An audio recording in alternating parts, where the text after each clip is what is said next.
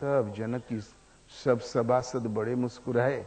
आखिर तो जंगली है, क्या जाने महाराजा किस चिड़िया का नाम है।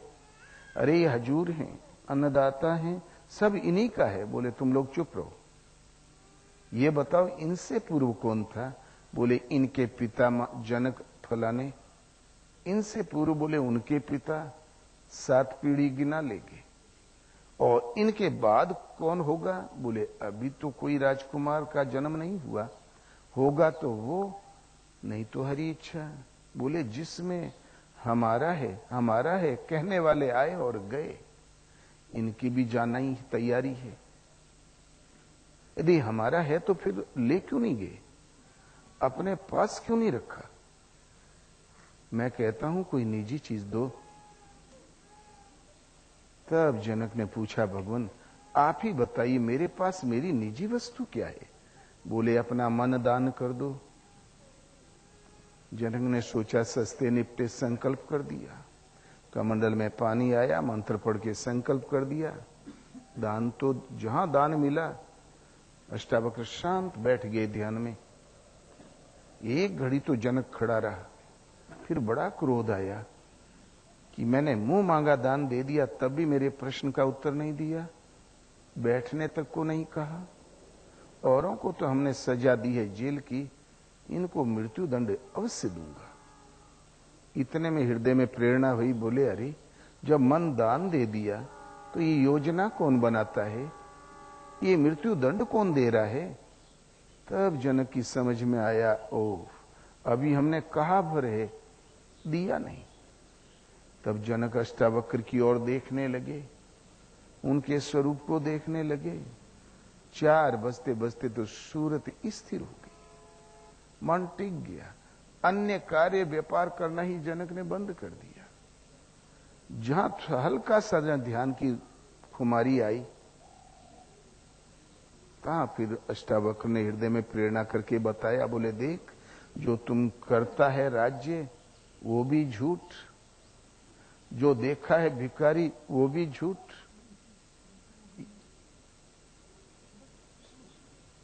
वो भी झूठ। अब जो कर रहा है बिल्कुल सच है। थोड़ी मेहनत और करो, तुम अपने स्वरूप को प्राप्त कर लोगे। राजन ये तो जन्म और मृत्यु के बीच का एक पड़ाव है। कोई फुटपाथ पर जी लेता, कोई थोड़ा ऊंचे बैठ के, और फिर ये शरीर की आयु के दिन जिस क्षण पूरे हुए तो ये यहीं छूट जाता, आवास प्रवास। अगले जन्म में कोई नया ही जन्म, नया ही आवास, नया ही प्रवास। अब जो कर रहा है बिल्कुल सच है। थोड़ी मेहनत और कर, तुम अपने स्वरूप को प्राप्त कर लोगे। और जो तुम्हारा है, निज रूप है, आत्मदर्शन और स्थिति प्राप्त कर लोगे। वो हो गए गुरु, वो हो गए चेला। जनक भी अपने युग के सर्वोपरि महापुरुष हुए। बार बार क्या देखता है।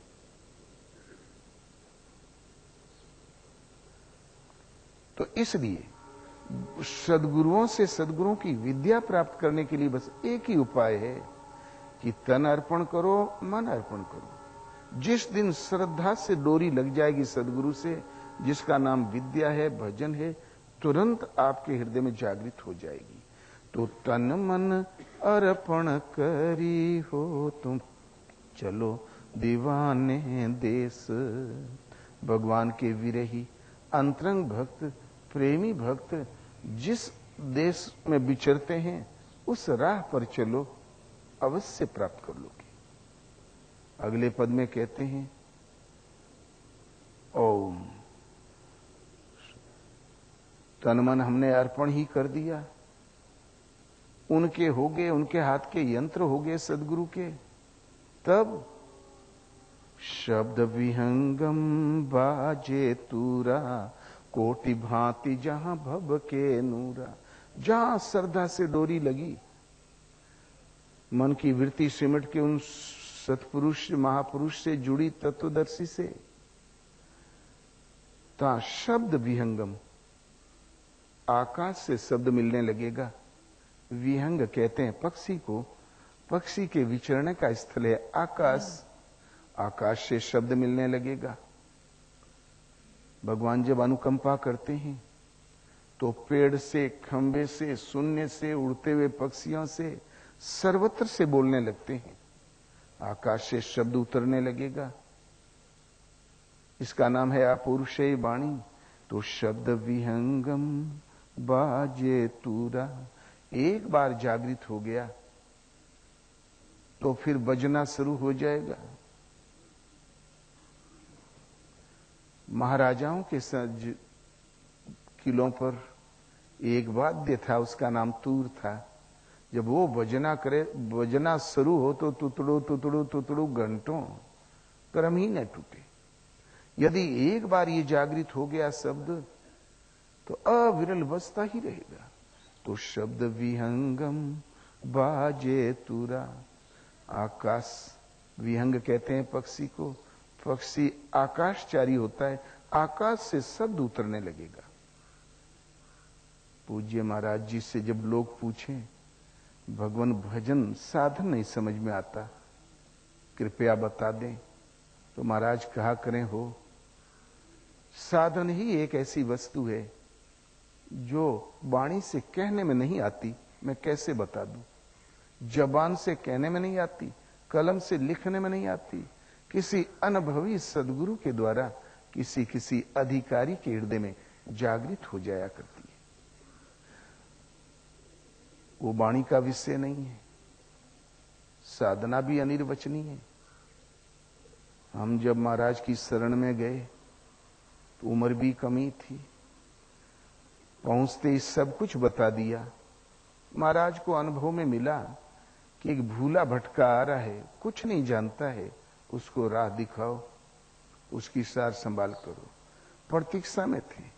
जाते ही जहां हम पहुंचे तो गुरु महाराज ने जाते ही पूछा थोड़ी समय बाद, क्यों साधु तो नहीं होना है? हम सोचे कहीं फोड़ने ले, होना तो है, पता नहीं ये साधु हैं भी कि नहीं। हाँ, अब तक जितने महापुरुष मिले सबसे अच्छे लगे। घोर जंगल का निवास, वाणी, रहनी, भजन सब अच्छा लगा, किंतु ये तो जरूरी नहीं कि ये पूरे महात्मा हो। और मैं कह दूं होना तो कहीं उल्टा सीधा पढ़ा के न फोड़ लें। तो डर के मारे हम झूठ बोलना पाप, सच कहने में फंसाओ। अब तक हम झूठ बोले ही नहीं थे कभी। वो ऐसे कुठोड़े जन्मे रहे, वहां झूठ बोलना लोग जानते ही नहीं। तो फिर झूठ बोलना पाप।